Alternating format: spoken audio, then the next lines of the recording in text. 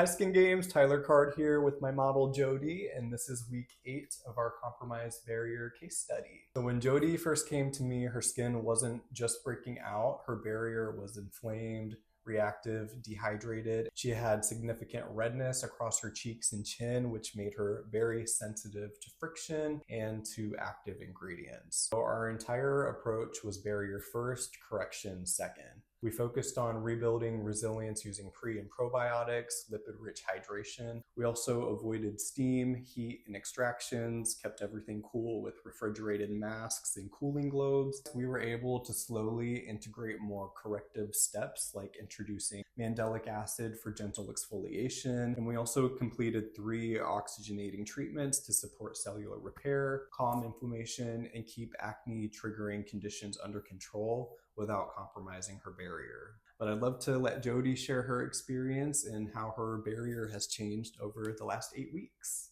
I gotta say, I've gotten a lot more compliments on my skin. I've had less acne and it's been less red and inflamed and way less reactive. I used to just have to touch my face and I would break out. And I think the mandelic acid really shows the progress because I'm able to use that every other day now. And that really helps with my texture. And also making my ingredients refrigerated. It's cooling and calming. No steam, yes. Unfortunately. We also noticed a possible link between gluten intake and temporary flare-ups. So as her barrier improved, those reactions became smaller, less inflamed, and resolved much quicker. Today, her skin is far more hydrated, less reactive, and able to tolerate both professional treatments and her home care without discomfort. So I'm very proud of her progress and her consistency. So thank you, Jodie, for your dedication.